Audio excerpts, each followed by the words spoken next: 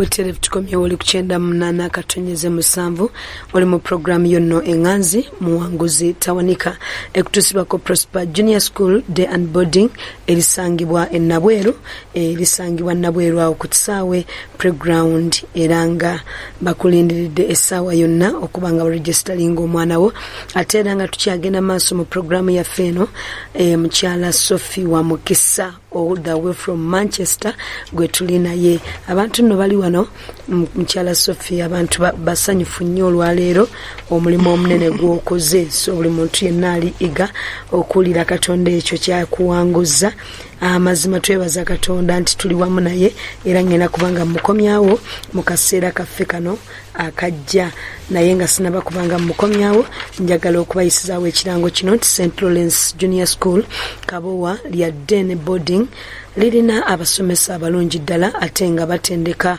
erina emmotoka ezitambuza abaana balya bulungi n'ebisulo bya mulembe ekifo kisufu ate nga kigazi bulungi omwana we asobola okubanga yeetayiza basangibwa Kabowa ku Church Zone Gabunga Road bayita abazadde baleeta abaana okwewandiisa okugenda mu maaso okumanya ebisingaawo kuba ku nnamba z'essimu zino nnamba y'essimu mukwano giwandiike ali mu bitundu by'e Kabowa Mutundwe yonna 077420506 n'endala eri 070042050 kwana abalungi teweerabira nti ennaku z'omwezi nga 13 tusigaze ennaku 2 zokka ndowooza tuyingire mu nnaku zaffe ezo ennaku z'omwezi nga 13 olunakuŋŋaana lw'abaami okuviira ddala ku ssaawa 7 empaka ku ssaawa ezigenda okubanga zeeyongerayo lugenda kuba lunaku lwa Sande abaami tubalindiridde ne Mukama agenda kubanga bawa omukisa ogw'amaanyi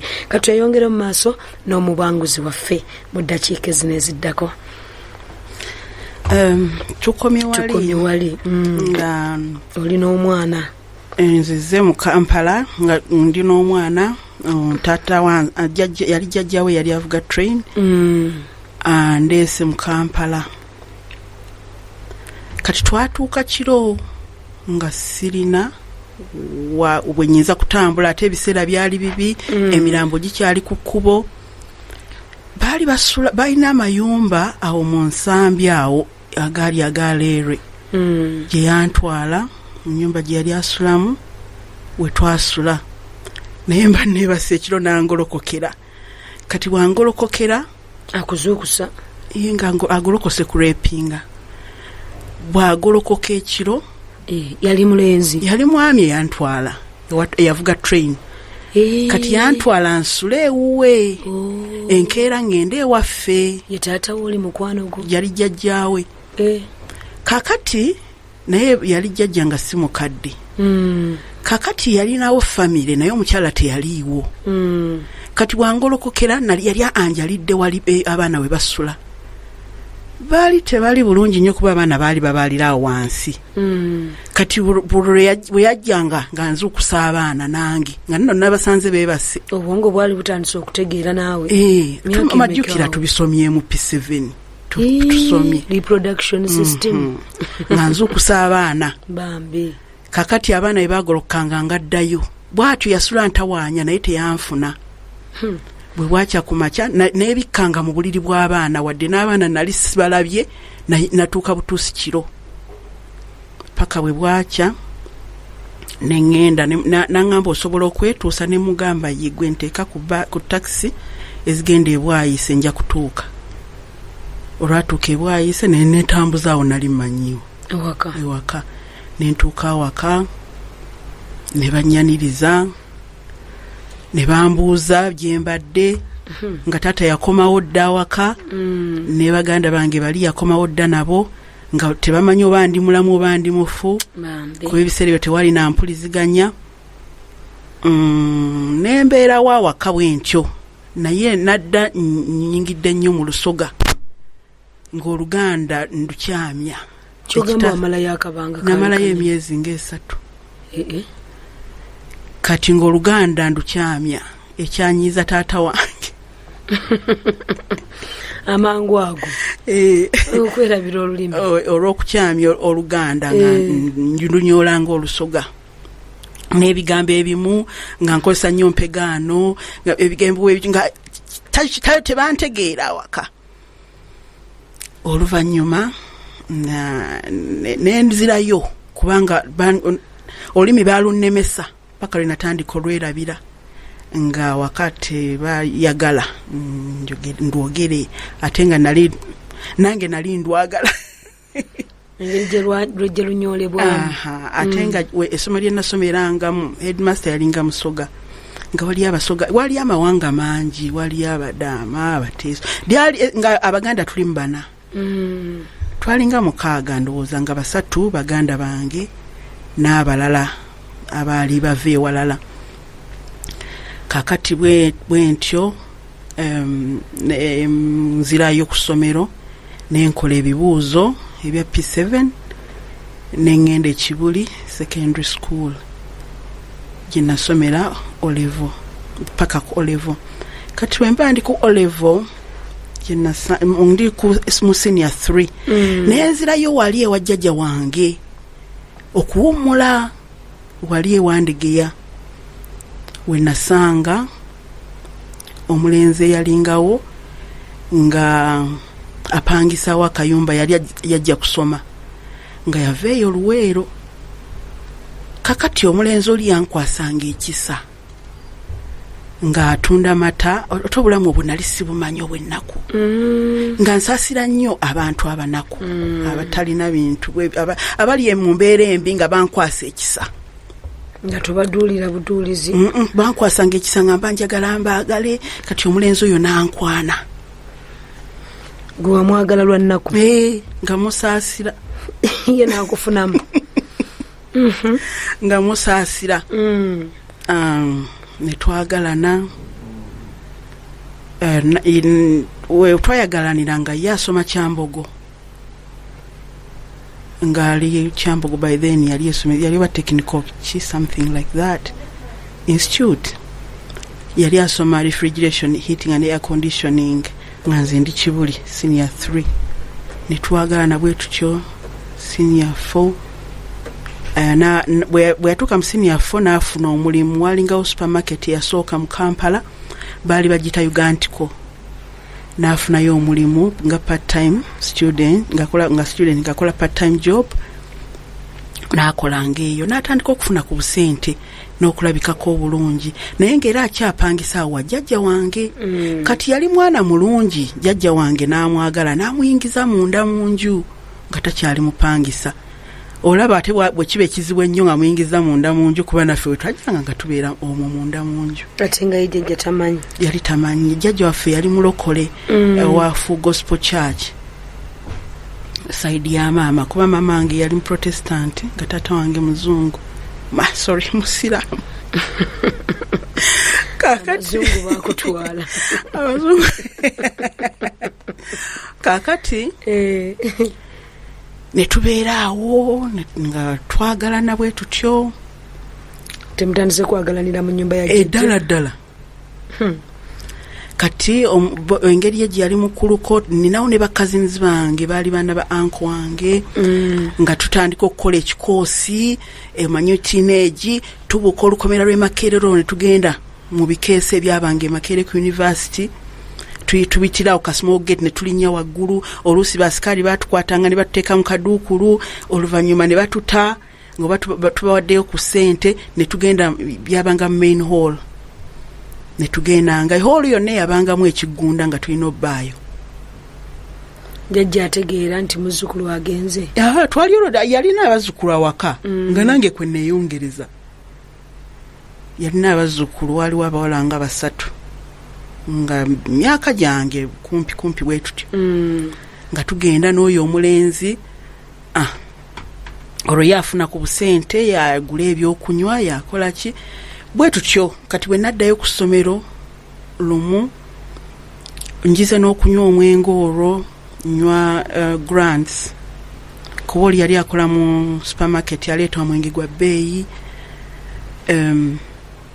Bwe yajja ku ssomero lumu headmaster ow'okusomero yalinga mukwano nnyo gwa taata headmaster w'Ekibuli nga balina engeri gye bakolagana nga taata era yaddaabiriza essomero yakwata contract y'okuddaabiriza essomero ly'Ekibuli. Headmaster nga njagala nnyo, nali mwana mugezi. Kakati headmaster bwe yalaba nga tabitegeera, waliwo andeetedde ebintu atali taata wange ate nga taata wange amumanyi. Viddi. N'ayimirira alinde kuba twatula mu mmotoka ng'omulenzi azze mu mmotoka n'emikwano gye. Headmaster nanninda wabweru w'emmotoka naye nga mulaba. Kati ne mbagamba mugyemu omwenge. Naye ng'ebintu bye bandeetera omuzadde tayinza bireeta. Nga bingi bizibu. Bingi ate bintu bya bbeeyi ng'omanya ebintu bya supermarket ebiseera ebyo.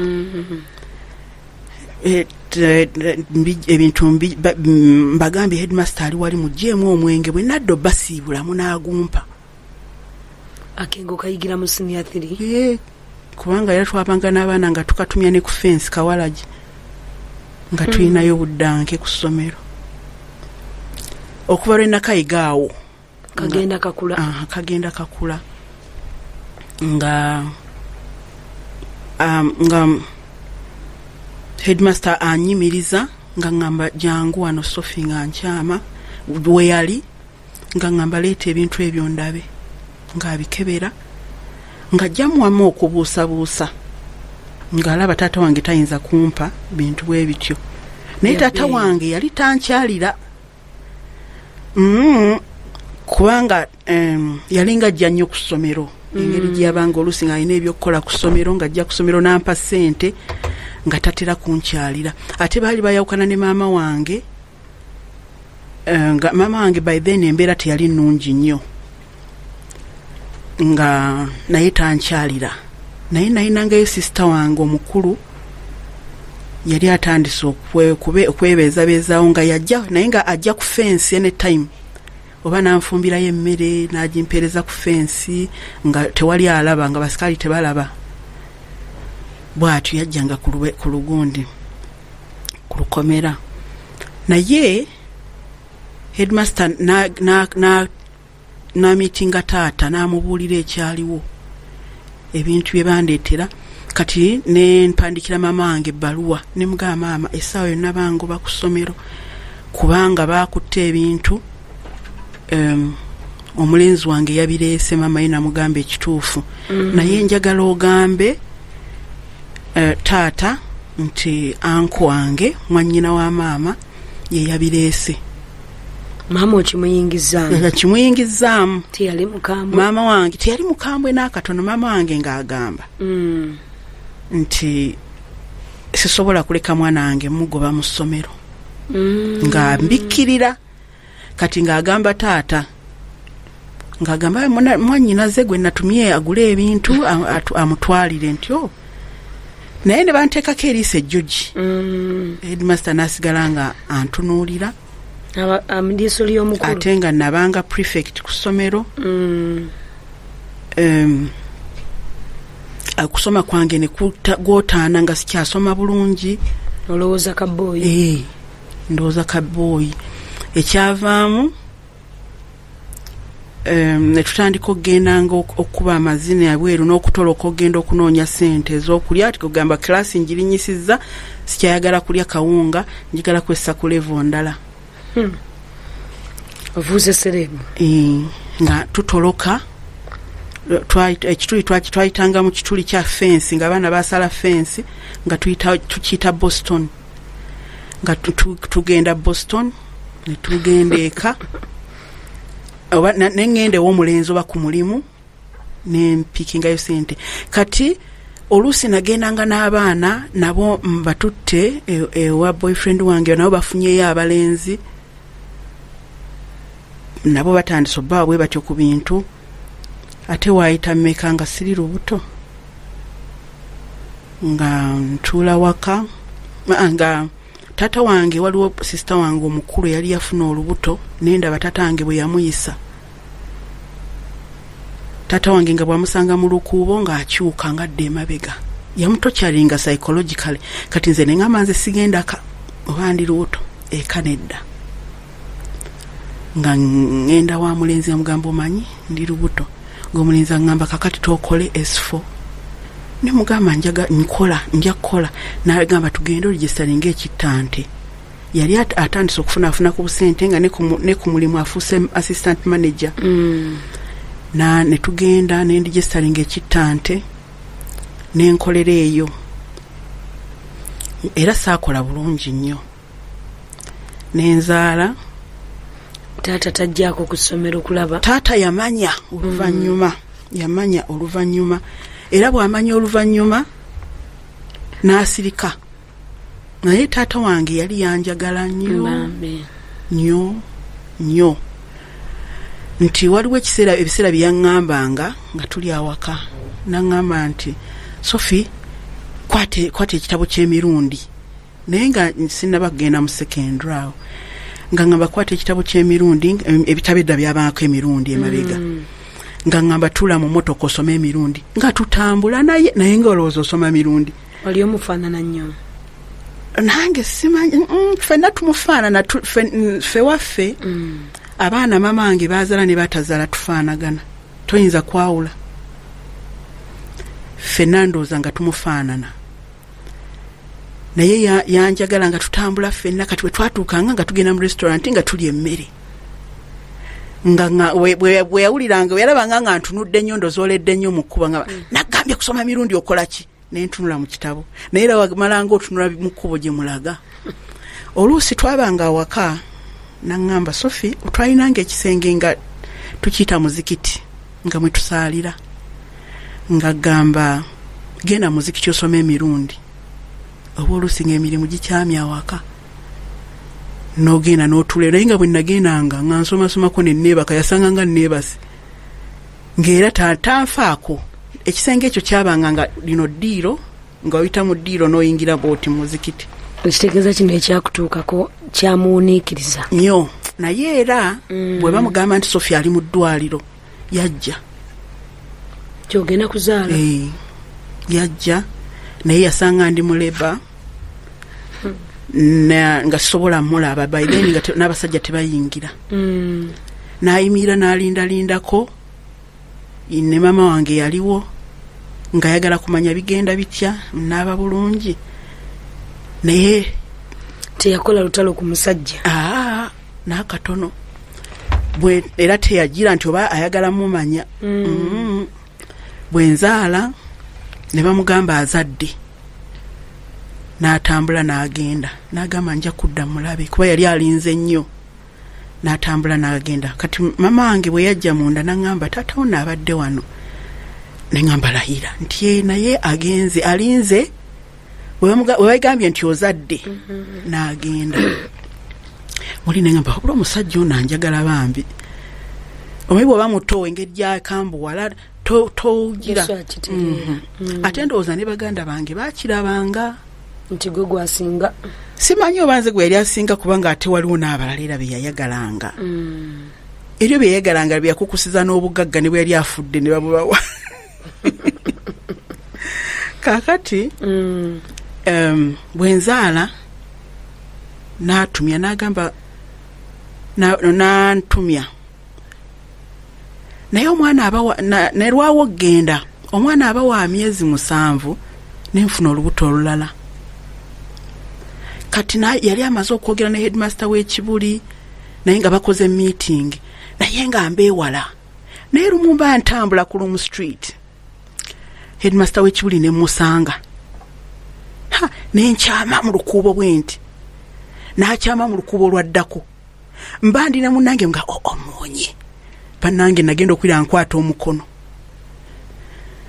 yali agenda mu saloni musala nviiri n'antwala bannange nge omutima nga tegundiimu n'antwala n'aŋŋamba kati Sophie oli kuki baŋŋamba wazaala ne mugamba nazaala n'aŋŋamba naye mbadde njagala kwogerako naawe jangu eka ewa taata wo tusinkane nampa olunaku kati n'agenda naye ewa taata ne baŋŋamba ne ŋŋenda ku olwo kyokka nga ndi lubuto lulala kati bwe ŋŋenda ku olwo terulabika myezi nga3 nga terulabika n'aŋŋamba nti taata wange n'aŋŋamba nti Sophie njagala oleeta omwana oyo mwe maama wo nja mulabirira oddeyo osome. Headmaster n'aŋŋamba nti wonna w'oyagala oba oyagala nabisonsa oba oyagala wa ngenda kukutwalayo osome ddayo osome nenzikiriza naye nagamba mbagambe ntya nti ate nina olubuto olulala munaye nga bakola appointment waliwo ne mukulu wange ebiseera ebyo nga gwokusoma okwetaaga oba nga osomera bazadde nali nsomera bazadde ndowooza nga sikumanyi nnyo naye nali nga mugezi naye nga nsoma just kusinga waleme kuba wansinga kakati bwe twawukana waliwo bawa sista wange omuwala omukulu ewaffe baawe nangamba Sophie kati nze nja kuwa buli kyewetaaga kyowulira kyeweetaaga oba byakulya oba biki bwe kasita osonga ku kintu nja kikuwa ddayo osome nempulira muli okuddayo omutima gwange ne gukaaba ne ngamba yiye bannaye singa sibadde lubuto naalizeeyo n'ensoma naye mbagambe ntya nti ate ndi lubuto lulala kye nakola nga mbula sadda omulenzi ng'apangisa kayumba awandegeya avudde ewajjajja nga tubeera awo omulenzi mbimunnyonnyola ate no ye nga musanyufu busanyufu kuba yali amanyi bantwala angayinza obutaddeyo kundaba nga yasanyuka busanyusi mukyala wange akomyewo nga mbeerawo kyavaamu mwana owokusatu ng'eka neekwekedde ddala kati lumu mba ndi awo omulenzi n'aŋŋamba nti nalabye taatawo ku mulimu naye nga bagenda omuguza kittipa ekifu ate nga bagenda kimuguza ssente nyigenda omulabule takigula kati nalina baganda bange nga bwe bava okusoma bayitako awo ewange nga mbagamba mugambe taata nti emmotoka gy'abadde agenda okugula tagigula nfu nga bamugamba bambi ng'asanyuka nga gamba yeebale kundabula ng'emmotoka agireka bamugamba Sophie atugambye nti amanyi abantu bo badde okolagana nabo oggula emmotoka eyo ng'emmotoka agireka teyagigula kati lumu nga tufiirwa nga ngenda yeeka olwofuuse maama wawaka nfuse maama wawaka oyingidde mu baana basatu ewaabwe w'omulenzi mba ndi awo nga olutalo ate olweruweero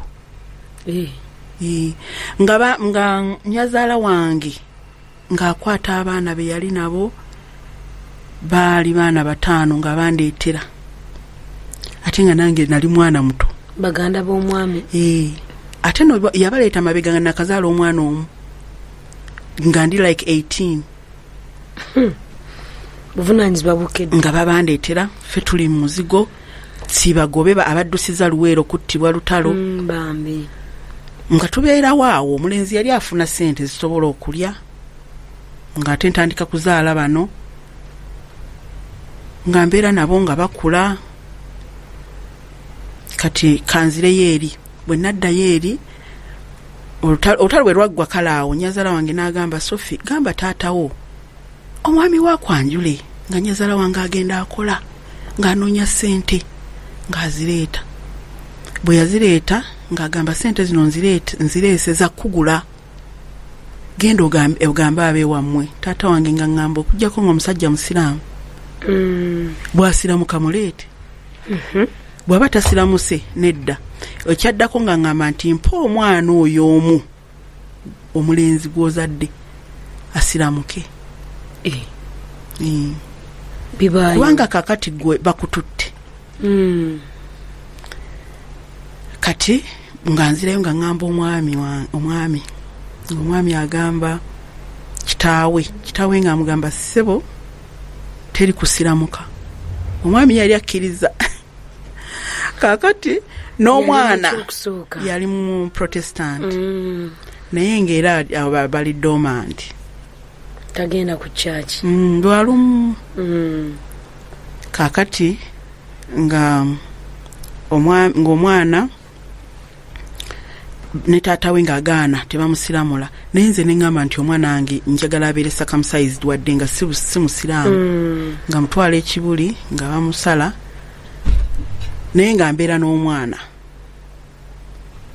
Kakati taata wange yafa nga ndi lubuto lwa balongo mu 91. Yalwala kansa w'omubyenda. N'afa. Ate awo ne nzaala abalongo mu 92. Era mwami ono. Bwenzaala abalongo. Wedda ntudde ne Naalongo. Bwenzaala abalongo kati bakulu balinga 25 like. Kati bwenzaala abalongo nengena nfuna ekirooto nga taata wange azze. Omanyi nalina omukwano mungi wa taata wange nga mwagalwa kuba nali namusobya. Ngazze yajja nga ndi ku kitanda nzadde abalongo kuba abalongo saabamanya nti ndi lubuto lwa abalongo. Bwenzaalako omu nga baŋŋamba nti bw'owulira ebisa ebirala ng'otugamba. Edda temwagendanga mu sikaani. Wagendanga olina complications. Kati bwe wayitawo 7 minutes n'enzaala n'omulala. Etasaayina buzibu wadde wuzi wadde ki. Nalizaala nomale. Nga tudda waka mba neebasa waka nendoota taata wange nga azze ayimiridde emitwetwe mu kkanzu n'aŋŋamba nti ozadde baana ki. Ne mugamba nzadde katone babirye. N'aŋŋamba obwo bugagga.